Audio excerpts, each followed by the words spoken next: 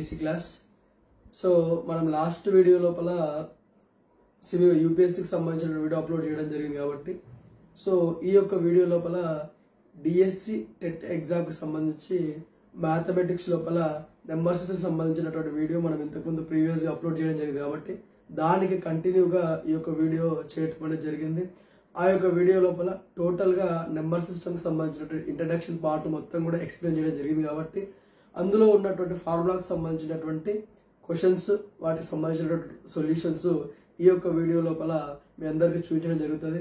So ఈ యొక్క వీడియోలో చూపించేటువంటి ఆ యొక్క మ్యాథమెటిక్స్ సంబంధించినటువంటి క్వశ్చన్స్ చాలా వెరీ వెరీ ఇంపార్టెంట్ క్వశ్చన్స్. ఖచ్చితంగా టెట్ డిఎస్సి లోపల కూడా 1 or 2 లేదంటే 3 మార్క్స్ వచ్చేటువంటి అవకాశం ఉంటుంది కాబట్టి ఇక్కడ మీకు ఎక్స్ప్లెయిన్ చేసేటువంటి క్వశ్చన్స్ కూడా మీరు ఖచ్చితంగా ఇంటి దగ్గర ప్రాక్టీస్ చేయండి. సో ప్రతి క్వశ్చన్ కూడా ఇంపార్టెంట్ క్వశ్చన్ కాబట్టి దానికి సంబంధించిన ఒక మోడల్ క్వశ్చన్ కూడా మీకు అందులో ఇవ్వడం అనేది జరుగుతుంది కాబట్టి దాన్ని ఒక రఫ్ నోట్స్లో రాసుకుని మరి అదేవిధంగా కొన్ని క్వశ్చన్స్ సంబంధించినటువంటి మోడల్స్ కూడా కింద అప్లోడ్ చేయడం జరుగుతుంది.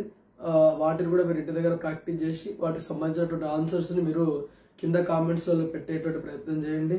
సో ఇప్పుడు నెంబర్ సిస్టమ్ సంబంధించినటువంటి ఇంపార్టెంట్ క్వశ్చన్స్ సంబంధించినటువంటి సొల్యూషన్స్ ఈ యొక్క వీడియో లోపల మీ అందరికీ చూపించే ప్రయత్నం చేస్తాం. సో కాబట్టి ఎవరైతే టెట్ డిఎస్సికి ప్రిపేర్ అయ్యేటువంటి వాళ్ళు, మ్యాథ్స్లో వీక్ ఉన్నటువంటి వాళ్ళు ఎవరైతే ఉంటారో వాళ్ళందరూ కూడా ఖచ్చితంగా ఈ యొక్క వీడియో చాలా యూజ్ అవుతుంది కాబట్టి ఈ యొక్క వీడియోని లాస్ట్ వరకు చూడండి. ఈ యొక్క ప్రతి మ్యాథ్స్ ప్రాబ్లమ్ కూడా మీరు ఇంటి దగ్గర ప్రాక్టీస్ చేసేటువంటి ప్రయత్నం చేయండి. ఖచ్చితంగా మీరు 3 or 2 మార్క్స్ వచ్చే అవకాశం ఉంటుంది. సో వీడియో స్టార్ట్ అవుతుంది, అందరూ కూడా ఎండ్ వరకు చూసేటువంటి ప్రయత్నం చేయండి. Hi, hello, good evening. ఈరోజు మనకు నెంబర్ సిస్టమ్ సంబంధించినటువంటి కొన్ని ప్రాబ్లమ్స్ని ఈ యొక్క వీడియో లోపల ఎక్స్ప్లెయిన్ చేసేటువంటి ప్రయత్నం చేద్దాం. సో ఫస్ట్ ప్రాబ్లం వచ్చేసి, ఒక ఉద్యోగి జీతం మొదటి రోజు ₹1 ప్రారంభించి తర్వాత ప్రతిరోజు ₹1 పెంచే విధంగా ఒప్పందం చేసుకున్నాను. ఆయన 50 రోజులు పనిచేసిన ఎంత జీతం లభించునని చెప్పిండు. సో దీనికి మనకు సొల్యూషన్ ఏంటంటే, ఇది కామన్గా మనకు సహజ సంఖ్యల మొత్తానికి ఫార్ములా ఏదైతుందో n/n+1/2 ఈ ఫార్ములా లోపలనే మనం ఈ యొక్క వాల్యూని సబ్స్టిట్యూట్ చేయడం అనేది చేయాలి. ఇక్కడ మనకి ఎంత వాల్యూ ఏంటంటే మనకు ఓవరాల్గా అక్కడ ప్రతిరోజు ₹1 అనేది పెంచడం జరుగుతుంది కాబట్టి సో మనకు ఓవరాల్గా 50 రోజుల తర్వాత అన్నాడు కాబట్టి సో ఇక్కడ ఎంత వాల్యూని మనం 50గా తీసుకుంటాం. So 50 × 50 + 1/2 is equal to 50 × 51/2. 2 2s are 4, 2 5s are 10. So 25 × 51. So దీన్ని మనం మల్టిప్లై చేస్తే 25 × 51, 1 5s are 5, 1 2s are 2, 5 5s are 25, 5 2s are 10, 10 + 2 12, 5 + 2 7, 2 1. So answer వచ్చేసి 1275. అంటే ఒక ఉద్యోగ యొక్క జీతము మొదటి రోజు ₹1 ప్రారంభించి ప్రతిరోజు ₹1 పెంచితే 50 రోజుల తర్వాత తనకు వచ్చేటువంటి జీతము 1275 అంటే ₹1275 ఆయనకు రావడం అనేది జరుగుతుంది. సో ఇది మనకు ఒక టైప్ ఆఫ్ ప్రాబ్లము. ఇలాంటి ప్రాబ్లమ్స్ కూడా మనకు టెట్ డిఎస్సిలో వచ్చేటువంటి అవకాశం ఉంటుంది కాబట్టి సో దీన్ని ప్రాక్టీస్ చేయండి. నెక్స్ట్ క్వశ్చన్ చూడండి ఒకసారి. ఒక అలారం 1 గంటకు ఒకసారి, 2 గంటలకు 2 సార్లు, 3 గంటలకు 3 సార్లు, మిగిలిన గంటల్లో అదే విధంగా మోగిన ఒక రోజు మొత్తంలో అది ఎన్నిసార్లు మోగునని అన్నాడు. సో దీనికి సొల్యూషన్ ఏంటంటే దీనికి కూడా సేమ్ ఫార్ములా ఏంటి, సహజ సంఖ్యల మొత్తానికి ఫార్ములా ఏదైతే ఉందో అదే ఫార్ములా.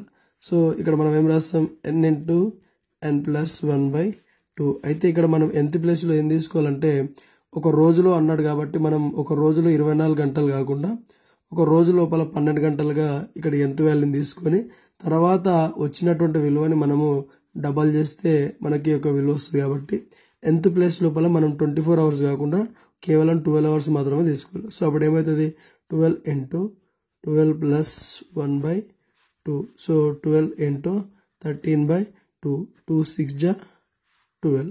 సో 6 × 13, 6 × 13 వాల్యూ ఎంత, 6 3 = 18, 6 1 = 6, 6 + 1 7. సో 78 అంటే 12 గంటలకు 78 టైమ్స్ మోగితే సో 24 అవర్స్ అంటే 12 గంటలు అన్నాడు కాబట్టి 78 ప్లస్ 78 ప్లస్ చేస్తే ఎంత వస్తుంది? 78 plus 78, 8 plus 8 16, 7 plus 7 14, 14 plus 1 15. So 156 అంటే ఒక గంట అనేది గంటకు ఒకసారి, 2 గంటలకు 2 సార్లు, 3 గంటలకు 3 సార్లు అట్లా మోగుకుంటూ పోతే 24 గంటల లోపల ఆ గంట ఎన్నిసార్లు మోగుతుంది అంటే 156 టైమ్స్ ఆ గంట మోగటం అనేది జరుగుతుంది. సో ఇది కూడా ఒక టైప్ ఆఫ్ ప్రాబ్లంగా మనము చెప్పుకోవచ్చు. నెక్స్ట్ మనకు ఇంకొక టైప్ ఆఫ్ ప్రాబ్లం ఉంది. అదేంటంటే 1 నుండి 40 వరకు గల సహజ సంఖ్యల వర్గాల మొత్తం. ఇంతకుముందు సహజ సంఖ్యల మొత్తానికేమో n/n+1/2 ఫార్ములా యూజ్ చేసినాం. ఇక్కడ ఏమన్నాడు? సహజ సంఖ్యల వర్గాల మొత్తంకి ఎంత అన్నాడు కాబట్టి సహజ సంఖ్యల వర్గాల మొత్తానికి ఫార్ములా ఏంటి? n/n+1/2n+1/6. సో ఈ ఫార్ములా లోపల nth వాల్యూని సబ్స్టిట్యూట్ చేస్తే మనకు 1 నుంచి 40 వరకు ఉన్న సహజ సంఖ్యల వర్గాల మొత్తం అనేది వస్తుంది. ఇక్కడ మనం nth ప్లేస్ లోపల 1 నుండి 40 వరకు అన్నాడు కాబట్టి n వాల్యూ ఎంత? 40 అవుతుంది. సో n ప్లేస్లో 40 రాసుకుంటే 40 into 40 plus 1 into 2 into 40 plus 1/6. 40 into 40 plus 1 41, 2 4 జా 8, 200 కాబట్టి 2 ఇంటూ 40 80, 80 ప్లస్ 1 81/6. సో ఇక్కడ మనకు క్యాన్సిల్ చేయడానికి వస్తుంది కాబట్టి 2 2 జా 4, 2 3 జా 6. ఇక్కడ 3 టేబుల్ మళ్ళీ క్యాన్సిల్ అవుతుంది. 3 1 జా 3 2 జా 6, 3 3 7 3 6 జా 18, 3 7 జా 21, 3 7 జా 21. సో మనకి ఇప్పుడు రిమైనింగ్ ఇక్కడ మిగిలిన వాల్యూ ఏంటి? 20 ఇంటూ 41 ఇంటూ 27. వీటిని మల్టిప్లై చేస్తే 41 ఇంటూ 20, 0 1 జా 0, 0 4, 0 ఇంటూ 4 0, 2 1 జా 2, 2 4 జా 8, 0 2 8, 820.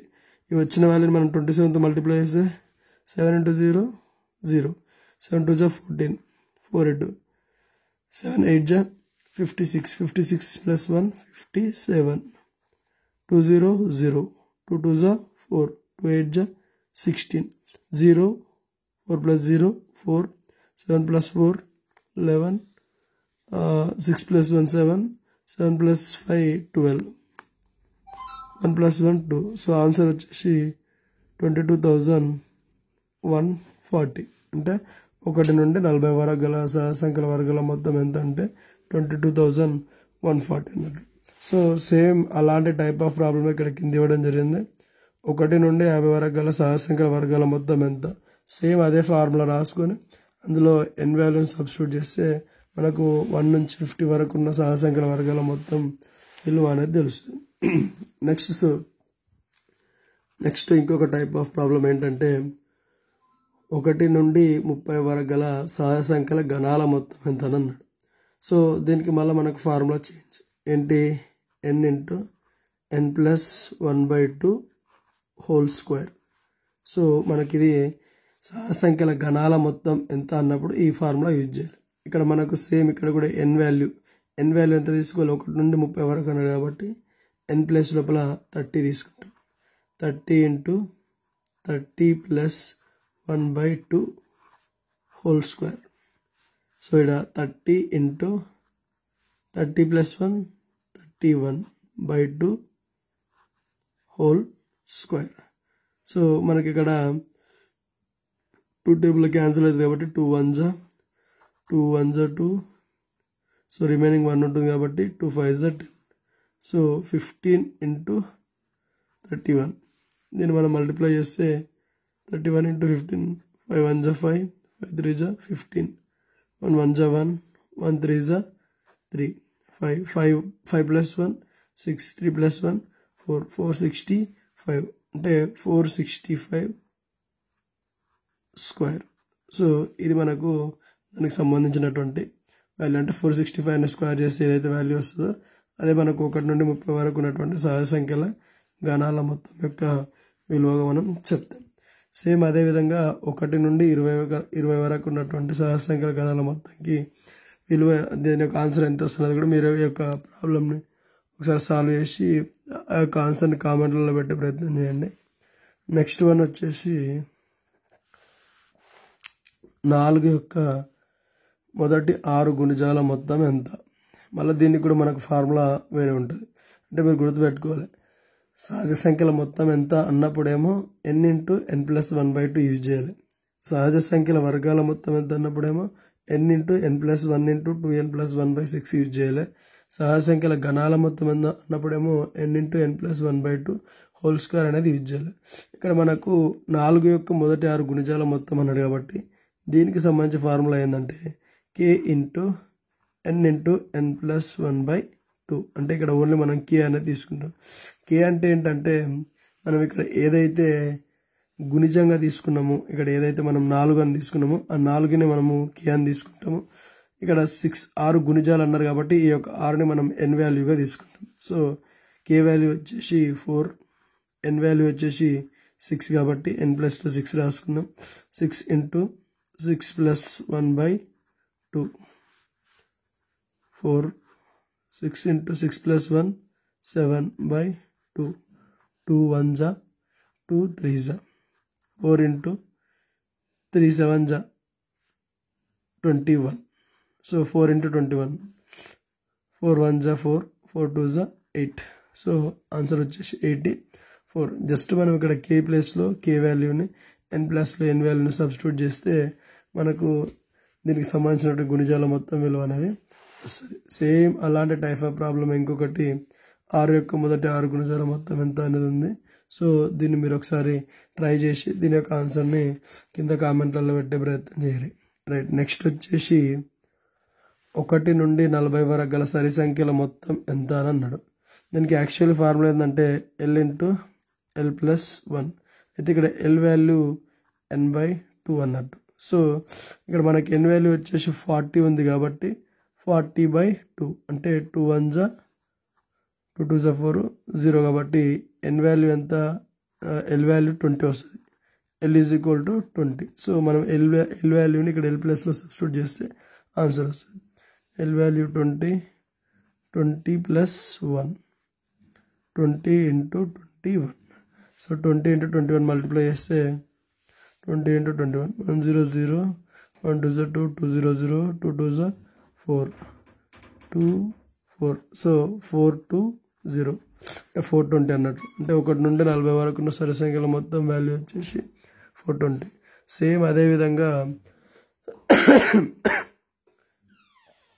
1 నుండి 20 వరకు గల బేస్ సంఖ్యల మొత్తం అని అడిగినప్పుడు బేస్ సంఖ్యలకు వచ్చేసి ఫార్ములా మనకు ఇక్కడ l² తీసుకుంటాం. అయితే ఇక్కడ l వాల్యూ వచ్చేసి l = n+1/2.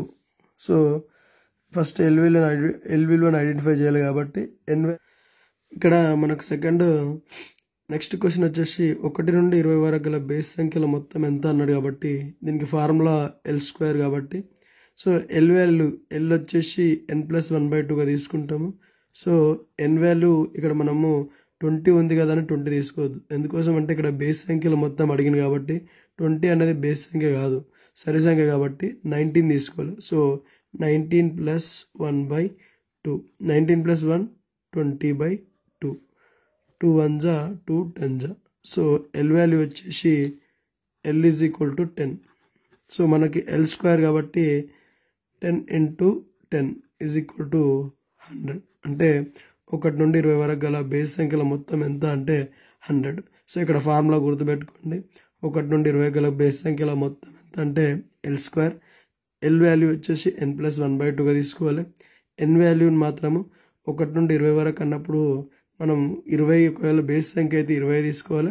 20 బేస్ సంఖ్య కాకుండా దానికంటే ముందున్నటువంటి బేస్ సంఖ్య తీసుకొని n వాల్యూలో n ప్లస్లో సబ్స్టిట్యూట్ చేస్తే మనకి l వాల్యూ వస్తుంది. కాబట్టి వచ్చిన l వాల్యూని l² కాబట్టి మనకు ఫార్ములా l × l చేస్తే బేస్ సంఖ్యల మొత్తం ఎంత అనేది తెలుస్తుంది.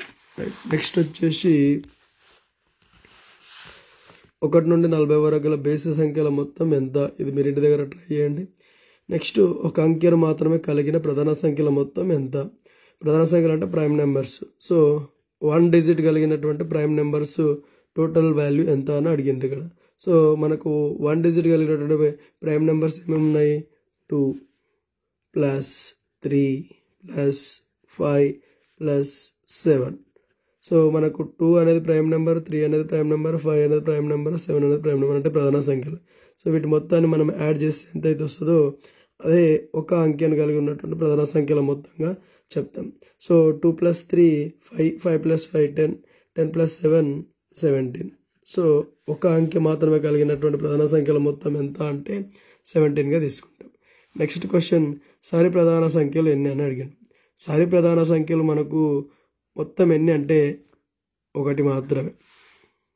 ఆ 1 ఏదంటే 2. సో సరి ప్రధాన సంఖ్యలు ఎన్ని అంటేనేమో 1 అని రాయాలి. సరి ప్రధాన సంఖ్యల మొత్తం ఎంత అంటే 2 రాయాలి. సరి ప్రధాన సంఖ్య ఏది అంటే కూడా 2 రాయడం అనేది చేయాలి. ఎక్కువగా ఈ ప్రధాన సంఖ్యల పైన మనకు క్వశ్చన్స్ అడిగే అవకాశం ఎక్కువ ఉంటుంది కాబట్టి ఇలాంటివి బాగా గుర్తుపెట్టుకునే ప్రయత్నం చేయండి. రైట్, మనకు నెక్స్ట్ ఇంకొక టైప్ ఆఫ్ క్వశ్చన్ ఇక్కడ ఇవ్వటం అనేది జరిగింది. So 80 into 80 into 80 into 80 into 80 into 80 plus 20 into 20 into 20 by 80 into 80 minus 80 into 20 plus 20 into 20. So ఇలా ఇచ్చినప్పుడు మనం ఈ మొత్తం వాల్యూని సాల్వ్ చేయాలంటే చాలా టైం పడుతుంది కాబట్టి ఇక్కడ ఏం చేయాలంటే ఈ మొత్తం వాల్యూని ఏగా, ఈ మొత్తం వాల్యూని బీగా తీసుకుంటే ఇది మనకు A cube plus B cube formula లాగా ఉంది కాబట్టి సో దీన్ని సాల్వ్ చేసేటప్పుడు దీన్ని కేవలం మనం ఏ ప్లస్ బీగా మాత్రమే తీసుకోవాలి. అంటే ఇక్కడ ఉన్న ఈ మొత్తం వాల్యూని ఏగా, ఈ మొత్తం వాల్యూ బీగా, అంటే ఇక్కడ ఏ ప్లేస్లో ఇక్కడ మొత్తం 80నే ఉంది కాబట్టి ఏ ప్లేస్లో 80 రాయాలి. ఇక్కడ బీ ప్లేస్లో బీ వాల్యూ మొత్తం కూడా 20 వచ్చింది కాబట్టి బీ ప్లేస్లో 20 రాయాలి. 80 ప్లస్ 20 ఎంత 100. సో మనకి దీన్ని మొత్తం సాల్వ్ చేస్తే కూడా మనకు వచ్చే ఆన్సర్ ఎంత అంటే 100. సో ఈ టైప్ ఆఫ్ ప్రాబ్లమ్స్ మనకి కాంపిటేటివ్ ఎగ్జామ్లో అడిగినప్పుడు సింపుల్గా ఇలాంటి ఫార్ములాని యూజ్ చేస్తే మనకి ఈజీగా సొల్యూషన్ అనేది రావడం జరుగుతుంది. సో ఇక్కడ కింద కూడా ఇలాంటి టైప్ ఆఫ్ క్వశ్చన్ ఒకటి ఇవ్వడం జరిగింది. దీన్ని ఒకసారి మీరు ఇంటి దగ్గర ట్రై చేసి దీని యొక్క ఆన్సర్ని మీరు కింద కామెంట్లలో పెట్టే ప్రయత్నం చేయొచ్చు. Next 3x is equal to 27 అయిన x విలువ ఎంత అని అన్నాడు. So 3 power of x is equal to 27. 3 power of x is equal to 27 అనేది మనకు 27 అనేది దీన్ని మనము మల్టిప్లై చేస్తే 27 వస్తుంది. అంటే 3ని 3 టైమ్స్ మల్టిప్లై చేస్తే మనకు 27 వస్తుంది. చూద్దాం ఇక్కడ ఒకసారి 3 ఇంటూ 3 ఇంటూ 3 అనుకో, 3 3 జా 9, 9 3 జా 27. అంటే 27ని మనము 3 క్యూబ్గా రాసుకోవచ్చు. ఇక్కడ మనకు బేస్ వాల్యూస్ సేమ్ ఉన్నాయి కాబట్టి మనము పవర్ వాల్యూ తీసుకుంటే x ఈజ్ ఈక్వల్ టు 3 వస్తుంది. So answer x is equal to 3. అంటే మనకి ఇలా ఇచ్చినప్పుడు కింద బేస్ వాల్యూని ఈక్వల్ చేసుకుంటే మనకు కావాల్సినటువంటి x విలువ వస్తుంది. కాబట్టి ఫస్ట్ బేస్ వాల్యూస్ని ఈక్వల్గా చేసుకునేటువంటి ప్రయత్నం చేయాలి. సో ఇక్కడ కూడా మనకు 4 power of x is equal to 64 అని ఇచ్చారు. సో ఫస్ట్ ఇక్కడ 64ని మనము బేస్ వాల్యూ 4 వచ్చేటాగా చేయాలి. So 4 power of x is equal to 64 యొక్క బేస్ వాల్యూ 4 రావాలంటే 4ని మనం ఎన్ని టైమ్స్ మల్టిప్లై చేస్తే 64 వస్తుంది. 4ని 4 టైమ్స్ మల్టిప్లై చేస్తే 64 వస్తుంది. సో ఇక్కడ బేస్ వాల్యూస్ రెండు కూడా ఈక్వల్గా ఉన్నాయి కాబట్టి సో ఈ రెండు ఈక్వల్గా ఉన్నాయి కాబట్టి మనం దీన్ని x ఈజ్ ఈక్వల్ టు 4గా తీసుకుంటాం. రీజన్ మరి నెక్స్ట్ వచ్చేసి ఇంకొక టైప్ ఆఫ్ ప్రాబ్లం ఇక్కడ ఇవ్వడం జరిగింది. 5 power of x plus 3 is equal to 125 అయినా 7 పవర్ ఆఫ్ x విలువ ఎంత అని అన్నాడు. సో మీకు ఆల్రెడీ చెప్పిన ఎప్పుడైనా సరే ఈ టైప్ ఆఫ్ ప్రాబ్లమ్స్ మనకి ఇచ్చినప్పుడు ఫస్ట్ మనము బేస్ వాల్యూస్ని ఈక్వల్ చేసుకోవాలి. 5 power of x plus 3 is equal to 125. 5 power of x plus 3 is equal to 125 యొక్క వాల్యూ బేస్ వాల్యూ 5 రావాలంటే 5ని ఎన్ని టైమ్స్ మనం మల్టిప్లై చేస్తే 125 వస్తుంది. సో అది తెలవాలంటే 5 ఇంటూ 5 ఇంటూ 5, 5 5 25, 25 5 125. అంటే 5ని 3 టైమ్స్ మల్టిప్లై చేస్తే మనకు 125 వస్తుంది. కాబట్టి 125ని 5 క్యూబ్గా రాసుకోవచ్చు. సో ఇక్కడ మనకు ఆల్రెడీ బేస్ వాల్యూస్ అనేది ఈక్వల్ ఉంటాయి. So A power of m is equal to A power of n ఉంటే m is equal to n అని రాస్తాం మనం. సో ఇక్కడ మనము x plus 3 is equal to 3 అని రాయొచ్చు. ఎందుకంటే కింద బేస్ వాల్యూస్ ఈక్వల్గా ఉన్నాయి కాబట్టి సో మనం పవర్ వాల్యూస్ తీసుకుంటాం కాబట్టి x plus 3 is equal to 3. So x is equal to 3, ఈ ప్లస్ 3 ఇటు పోతే మైనస్ 3 అవుతుంది కాబట్టి x is equal to 3 minus 3 value 0. x value వచ్చేసి 0 కాబట్టి మనకు అడిగింది 7 పవర్ ఆఫ్ x వాల్యూ కాబట్టి 7 power of x is equal to 7 power of 0 so సహజంగా 7/0 అంటే మీరు ఏమనుకుంటారు, 0 అనుకుంటారు. కానీ కాదు, 7/0 వాల్యూ 1. ఎందుకంటే మనకు ఆల్రెడీ ఘాతాంకాల లోపల ఉంటుంది. a/0 is equal to 1. So 7/0 is equal to 1. So ఈ టైప్ ఆఫ్ ప్రాబ్లమ్స్ మనకి ఎగ్జామ్లో వచ్చే ఛాయిస్ ఎక్కువ ఉంటుంది కాబట్టి దీన్ని మీ దగ్గర ప్రాక్టీస్ చేసే ప్రయత్నం చేయండి. రైట్, మరి నెక్స్ట్ క్వశ్చన్ వచ్చేసి √2 × √32 ఈజ్ ఈక్వల్ టు ఎంత? సో ఇది వెరీ ఈజీ. సో ఇలా ఇచ్చినప్పుడు ఏం చేయాలంటే √2 × √32 ఉన్నప్పుడు ఓల్డ్ రూట్ 2 × 32గా రాసుకోవాలి. సో ఓల్డ్ రూట్ 2 × 32గా రాసుకుంటే అప్పుడు ఓల్డ్ రూట్ ఆఫ్ 2ను 32తో మల్టిప్లై చేస్తే మనకు 64 వస్తుంది. సో √64 వాల్యూ అంటే 64 అనేది దేని యొక్క వర్గము, 8 యొక్క వర్గం కాబట్టి √64 వాల్యూ మనకి ఎంత వస్తుంది అంటే 8 వస్తుంది. సో దీని యొక్క ఆన్సర్ ఎంత అంటే 8. సో ఇలాంటి ప్రాబ్లమ్స్ ఇచ్చినప్పుడు మనం ఈ రెండుని కూడా హోల్ రూట్ పెట్టుకొని మల్టిప్లై చేస్తే వచ్చినటువంటి విలువ యొక్క వర్గం ఎంత, దాని యొక్క రూట్ వాల్యూ తెలుసుకుంటే మనం ఈజీగా ఆన్సర్ పెట్టవచ్చు. నెక్స్ట్ వచ్చేసి √16 × √32 అని ఇచ్చిండు. సో ఇలా ఇచ్చినప్పుడు మనం ఏం చేయాలి, whole root of 3 × 16 × 32. So cube root, so 16 32తో మల్టిప్లై చేద్దాం. 32 × 16, 6 2 = 12, 6 3 18, 18 + 1 19, 1 2 = 2, 1 3 = 3, 2 9 + 2 11, 3 + 1 4, 4 + 1 5. సో 5 ఆన్సర్ వచ్చేసి √512. సో 512 అనేది దేని యొక్క ఘనమూలం అయితే తెలుసుకోవాలంటే 512 యొక్క వర్గమూలం తెలుసుకునే ప్రయత్నం చేద్దాం. దీనికోసం మనము వర్గమూలం తెలుసుకుందాం. ఫస్ట్ 2 టేబుల్, 2 2 = 4, 2 5 = 10, 2 6 = 2 1 = 2 2 = 4, 2 8 = 2 6 = 2 4 = 2 3 = 2 2 = 2 1 = 2 6 = 2 8 = 2 4 = 2 2 = సో ఘనము అన్నాడు కాబట్టి మనము 3 3 2లను ఒక గ్రూప్గా తీసుకుంటాం.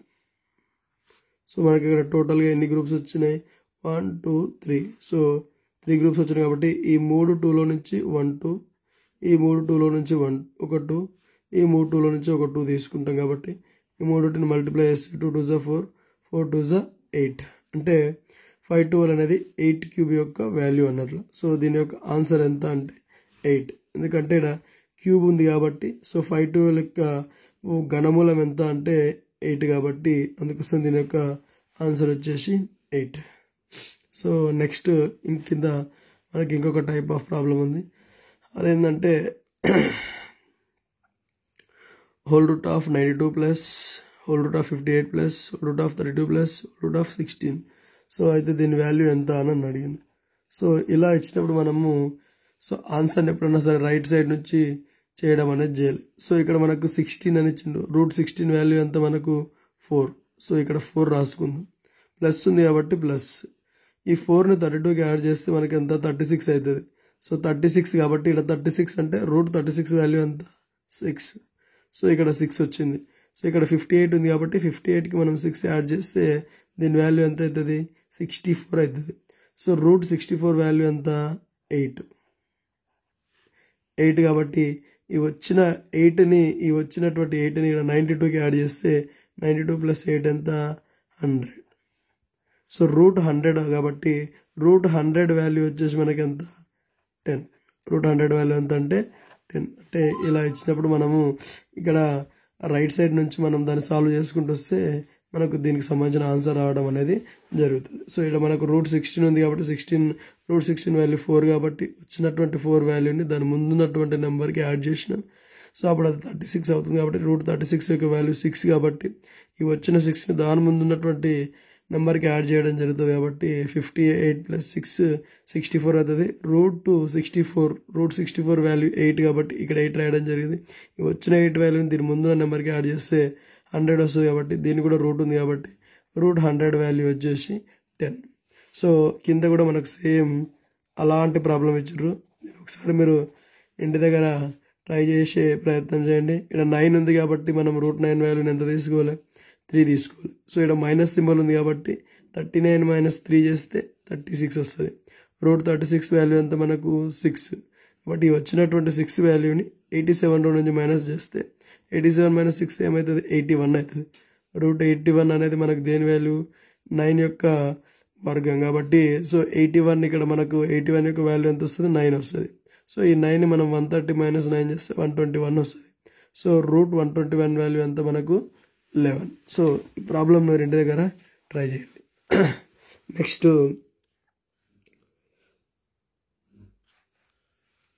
Whole root of 12 plus whole root of 12 plus whole root of 12 ఇలా ఇచ్చినప్పుడు ఏం చేయాలంటే 12ని మనము మనకు 12 అనేది సహజంగా 2 టేబుల్లో వస్తుంది, 3 టేబుల్లో వస్తుంది. సో మనం 3 టేబుల్లో 12 ఎప్పుడు వస్తుంది, 3 4 జా కాబట్టి 3 ఇంటూ 4 అంటే 12ని 3 ఇంటూ 4గా రాసుకోవచ్చు.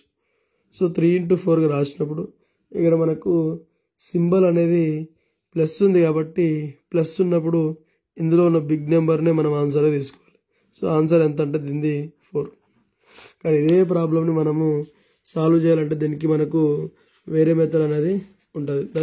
సో తర్వాత మనకు వచ్చేసి భాజనీయత సూత్రాలు. సో ఇవి చాలా very very important. TET DSC లోపల ఖచ్చితంగా ఈ యొక్క భాజనీయత సూత్రాల పైన క్వశ్చన్ వచ్చే అవకాశం ఉంటుంది కాబట్టి సో ఇవి నేర్చుకునేటువంటి ప్రయత్నం చేద్దాం. సో అసలు భాజనీయత అంటే ఏదైనా ఒక సంఖ్య ఇచ్చినప్పుడు ఆ సంఖ్యను మనం భాగించకుండానే వేరే సంఖ్య చేత భాగించబడుతుందా లేదా అని చెప్పొచ్చు. అలా చెప్పడానికి మనకు ఉపయోగపడేటువంటి సూత్రాలే భాజనీయత సూత్రాలు. అంటే ఎగ్జాంపుల్ ఒక 48 నెంబర్ ఉంది. ఈ 48 నెంబర్ అనేది మనకు 4తో డివిజబుల్ అవుతుందా లేదా, భాగిస్తుందా లేదా అని తెలవాలంటే మనం దాన్ని భాగించాల్సి వస్తుంది. దాన్ని భాగించకుండా దాన్ని చూసి నెంబర్ అది మనం 4తో భాగిస్తుందా లేదా చెప్పాలి అంటే మనకు భాజనీయత సూత్రాలు అనేవి రావాలి. సో ఈ యొక్క భాజనీయత సూత్రాల లోపల మనకు ఫస్ట్ నెంబర్ వచ్చేసి 2. సో అసలు 2 యొక్క భాజనీయత సూత్రం ఏంటంటే ఒక సంఖ్య యొక్క ఒకట్ల స్థానంలో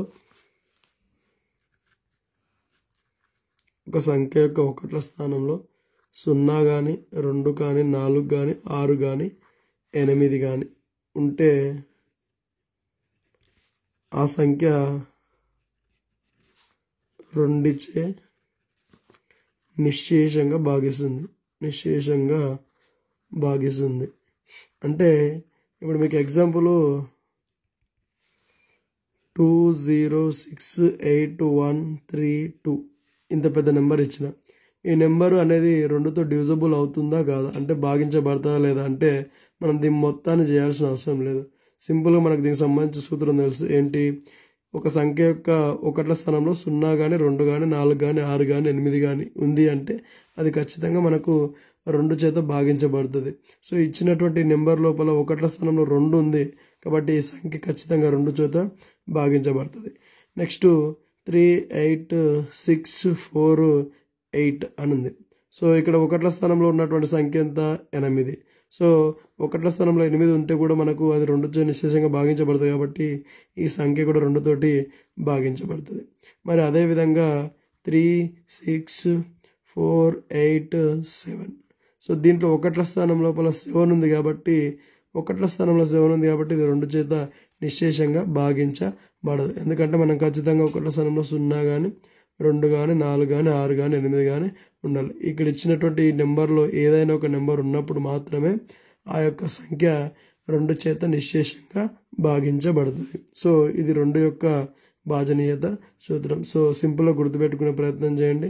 2 యొక్క భాజనీయత సూత్రం ఏంటంటే ఒక సంఖ్య యొక్క ఒకట్ల స్థానంలో 0 కానీ 2 కానీ 4 కానీ 6 కానీ 8 కానీ ఉంటే ఆ సంఖ్య 2తోటి నిశ్శేషంగా భాగించబడుతుంది. నెక్స్ట్ 3 యొక్క భాజనీయత సూత్రం. 3 యొక్క భాజనీయత సూత్రం ఏంటంటే ఒక సంఖ్యలోని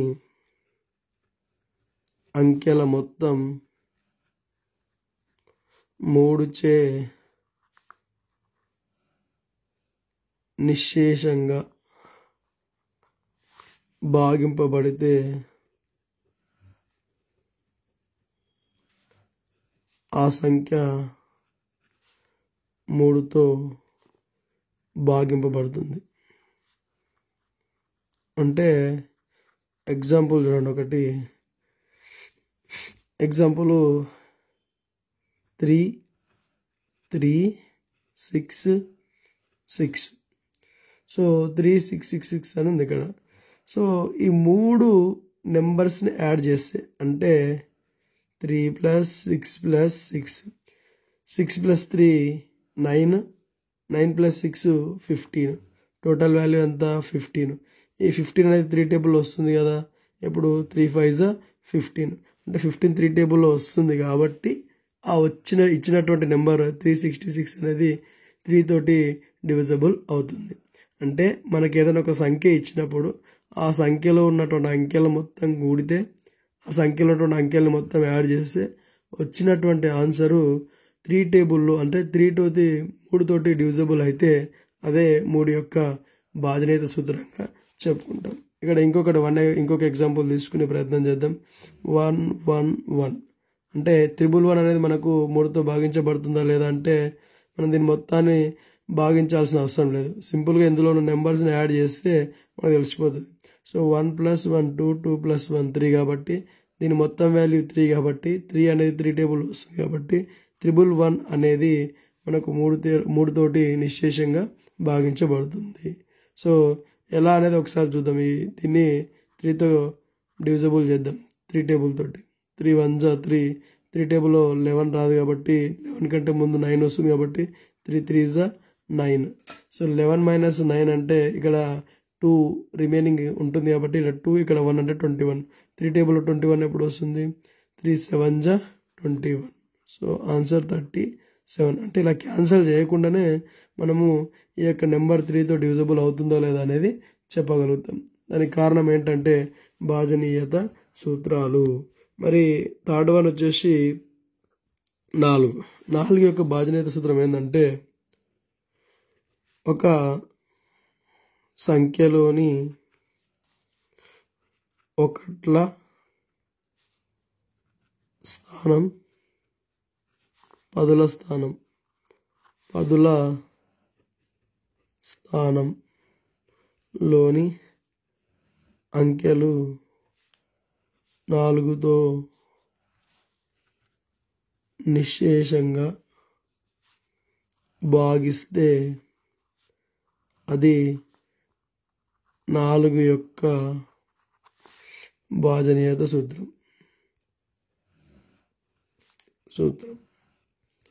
అంటే ఎగ్జాంపుల్ ఒకసారి చూడండి. ఎగ్జాంపుల్ ఏంటంటే 6 4 6 4 ఇలా ఇచ్చిండ్రు. సో ఇలా ఇచ్చినప్పుడు మనం ఏం చేయాలంటే దీని మొత్తాన్ని భాగించాల్సిన అవసరం లేదు. ఒకట్ల స్థానం 10వ స్థానంలో వచ్చిన నెంబర్స్ని మాత్రమే మనం డివిజబుల్ చేస్తే మనకు ఆన్సర్ తెలిసిపోతుంది. సో 64 ఉంది. 64 అనేది 4 టేబుల్ వస్తుంది రాదంటే 4 1 4. సో 6లో 4 పోయింది కాబట్టి మనకు రిమైనింగ్ 2 ఉంటుంది కాబట్టి 2 అంటే ఇక్కడ 2 ఇక్కడ 4. సో ఇక్కడ 2 ఇక్కడ 4 కాబట్టి 24 కాబట్టి మనకు 4 టేబుల్లో 24 ఎప్పుడు వస్తుంది 5 6 24.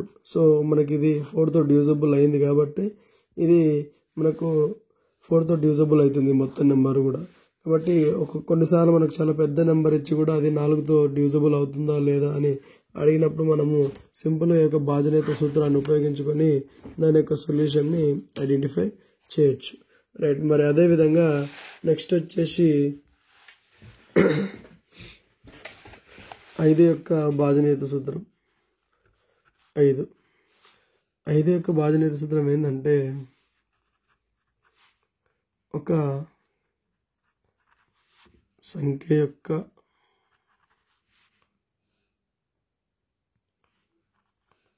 ఒకట్ల స్థానంలో 0 కానీ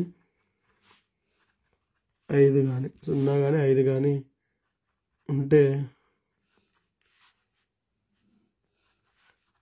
ఆ సంఖ్య 5చే భాగింపబడుతుంది. ఎగ్జాంపుల్ 301050 ఇంత పెద్ద నెంబర్ ఇచ్చినాం. సో ఈ నెంబర్ మొత్తం కూడా మనకు 5తో డివిజిబుల్ అవుతుందా లేదంటే దీన్ని మొత్తం కూడా డివిజిబుల్ చేయాల్సిన అవసరం లేదు, భాగించాల్సిన అవసరం లేదు. చివరి నెంబర్ ఏదైతే ఉందో దాన్ని చూస్తే చాలు. చివరిలో 0 ఉంది కాబట్టి చివరిలో 0 కానీ 5 కానీ ఉంటే అది 5తో భాగించబడుతుంది కాబట్టి ఈ సంఖ్య 5 తోటి నిశ్శేషంగా భాగించబడుతుంది. ఎగ్జాంపుల్ 31460125 అని ఉంది. సో ఇలా ఇంత పెద్ద నెంబర్ ఇచ్చినప్పుడు ఈ సంఖ్య 5తో నిశ్శేషంగా భాగించబడుతుందా లేదా దీన్ని మొత్తాన్ని మనం డివిజిబుల్ చేయాల్సినటువంటి అవసరం లేదు, భాగించాల్సిన అవసరం లేదు. సో దీంట్లో ఒకట్ల స్థానంలో 5 ఉంది కాబట్టి ఖచ్చితంగా ఈ సంఖ్య 5 తోటి నిశ్శేషంగా భాగించబడుతుంది. సో ఇది 5 యొక్క భాజనీయత సూత్రం. నెక్స్ట్ వన్ వచ్చేసి 6. 6 యొక్క భాజన సూత్రం ఏంటంటే ఒక సంఖ్య 2తో 3తో నిశ్శేషంగా భాగింపబడితే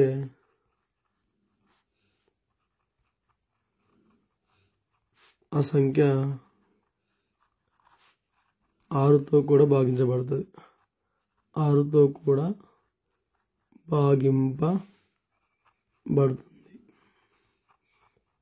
భాగింపబడుతుంది అన్నట్టు. సో ఎగ్జాంపుల్ చూద్దాం. ఇక్కడ 2 3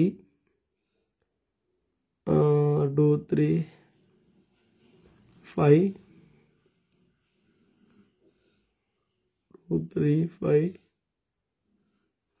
2. సో ఇలా ఒక నెంబర్ ఇచ్చారు. ఇది 6తో భాగించబడుతుందా లేదంటే అది 2తో భాగించబడాలి, 3తో భాగింపబడాలి. కాబట్టి 2 యొక్క భాజనీయత సూత్రం మనకు తెలుసు.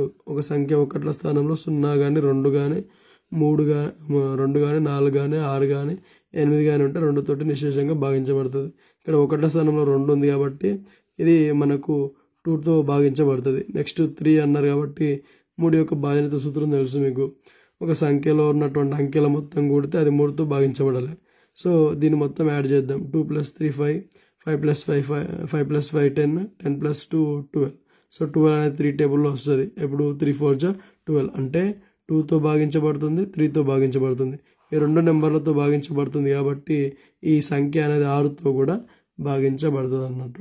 సో ఇది మనకు 6 యొక్క భాజనీయత సూత్రం. అంటే ఒక సంఖ్య అనేది 2తో 3తో నిశ్శేషంగా భాగించబడితే ఆ సంఖ్య ఖచ్చితంగా 6తో కూడా భాగించబడుతుంది అన్నట్టు. So next 7. ఇది చాలా ఇంపార్టెంట్, ఇది చాలా మందికి తెలియదు కూడా. సో 7 యొక్క భాజన సూత్రం ఏంటంటే ఒక సంఖ్య చివరి అంకెను రెట్టింపు చేసి వచ్చిన దాని ముందు సంఖ్యలో నుండి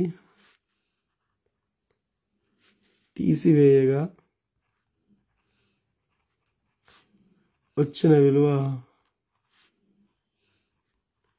7తో భాగింపబడితే అది 7 యొక్క భాజనీయత సూత్రం అవుతుంది. 7 యొక్క భాజనీయత సూత్రం అవుతుంది. సో ఎగ్జాంపుల్ చూసే ప్రయత్నం చేద్దాం. 406. ఈ 406 అనేది మనకి 7తో భాగిస్తుందా లేదా తెలవాలంటే మనం ఏం చెప్పాము, ఒక సంఖ్య చివరి అంకెని రెట్టింపు చేయాలి. అంటే ఇక్కడ ఎంత ఉంది, మనకు 6 ఉంది. 6 రెట్టింపు అంటే 6 2 12. సో దానిలో చివరి అంకెని రెట్టింపు చేస్తే మనకు 12 వచ్చింది.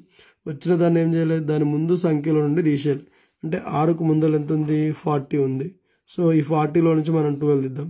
40 - 12. సో 40లో నుంచి 12 తీసేస్తే 0 2 పోదు కాబట్టి నుంచి బార్ తీసుకుంటాం. 10 - 2 8, ఇక్కడ 3 ఉంటుంది. 3 - 1 2. ఆన్సర్ వచ్చేసి 28. 28 అనేది 7 టేబుల్ ఇప్పుడు వస్తుంది. 7 1 7 4 అంటే మనకు వచ్చినటువంటి ఆన్సరు 7తో భాగించబడింది కాబట్టి 406 అనేటటువంటి సంఖ్య కూడా మనకు 7 తోటి భాగించబడుతుంది. అంటే ఇది చిన్న ఉంది కాబట్టి మనం ఈజీగా చేయగలుగుతాం.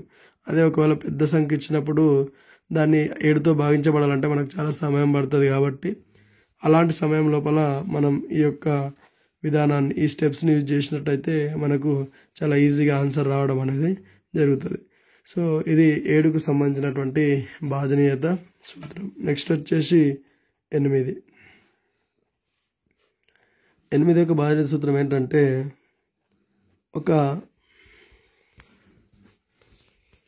ఒక సంఖ్య ఒకట్ల స్థానము, పదుల స్థానం, వందల స్థానం ఉన్న అంకెలు 8తో భాగింపబడితే అది 8 యొక్క భాజనీయత సూత్రం. సో ఎగ్జాంపుల్ మనం ఇక్కడ ఏదైనా ఒక నెంబర్ తీసుకోవాలి. సో 7 3 2 4 3 2. సో ఇలా ఒక నెంబర్ ఇచ్చినప్పుడు ఇది మనకి 8తో భాగించబడుతుందా లేదా అంటే ఇది మొత్తం చేయడానికి చాలా సమయం పడుతుంది. సో మనకి అదే 8 యొక్క భాజనీయత సూత్రం తెలిసిందనుకో వితిన్ 1 minute దీని యొక్క ఆన్సర్ని మనం ఐడెంటిఫై చేయొచ్చు. ఫస్ట్ ఏమన్నాడు ఇక్కడ, ఒక సంఖ్య ఒకట్ల స్థానం, పదుల స్థానం, వందల స్థానంలో ఉన్న అంకెలు 8తో భాగించబడాలి. అంటే ఇక్కడ మనకు ఒకట్ల స్థానంలో 2 3 4 అంటే 432 అని ఉంది. 432 ఇది 8 తోటి మనకు భాగించబడాలి. అంటే 43 అని ఉంది. 43 అనేది 8 టేబుల్లో రాదు కాబట్టి 43 కంటే తక్కువ 40 కాబట్టి 48 టేబుల్ ఎప్పుడు వస్తుంది, 8 5 40. సో ఇక్కడ 40 పోతే మనకు రిమైనింగ్ 3 ఉంటుంది. 3 ఇక్కడ 2 కాబట్టి 32. 8 టేబుల్లో 32 ఎప్పుడు వస్తుంది, 8 4 32. సో మనకు ఆన్సర్ 54. అంటే ఇచ్చినటువంటి 432 అనేటువంటి విలువ 8 తోటి భాగించబడింది కాబట్టి ఈ మొత్తం వాల్యూ కూడా మనకి 8 తోటి నిశ్శేషంగా భాగించబడదు. అట్లా మనకి ఎంత పెద్ద వాల్యూ ఇచ్చినా కూడా మనకు ఆ సంఖ్యలో ఉన్నటువంటి ఒకట్లు, పదులు, వందల స్థానంలో ఉన్నటువంటి అంకెను మనమే 8 తోటి భాగించబడినట్టయితే అదే 8 యొక్క భాజనీయత సూత్రం అవుతుంది.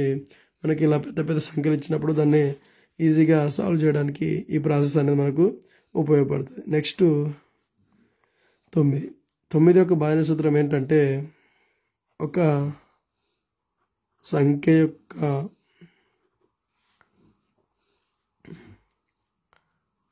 అంకెల మొత్తం 9చే నిశ్శేషంగా భాగింపబడితే అది 9 యొక్క భాజనీయత సూత్రం. సో ఎగ్జాంపుల్ ఏంటంటే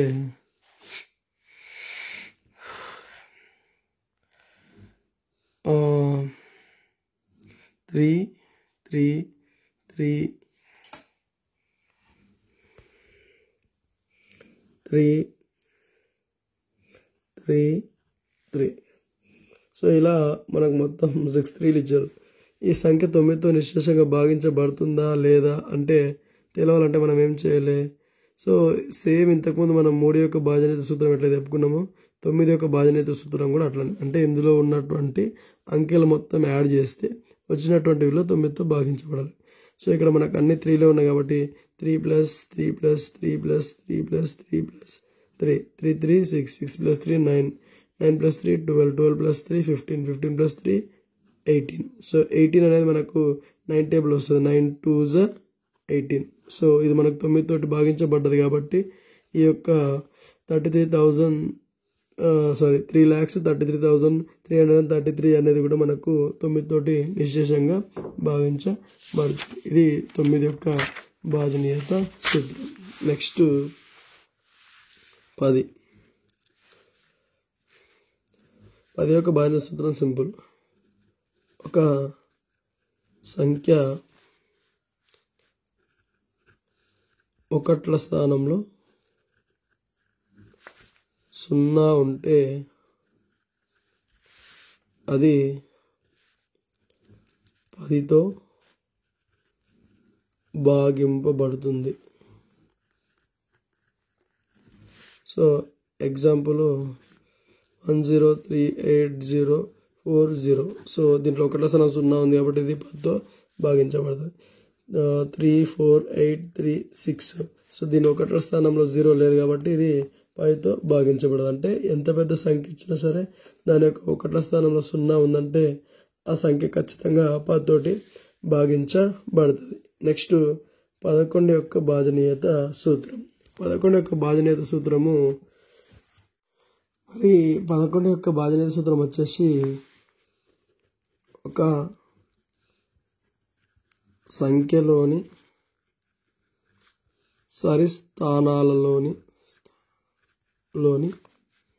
అంకెల మొత్తం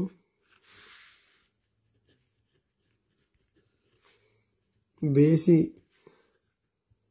స్థానాలలోని అంకెల మొత్తానికి సమానం కావాలి లేదా వాటి భేదం 11చే భాగింపబడాలి. అంటే ఎగ్జాంపుల్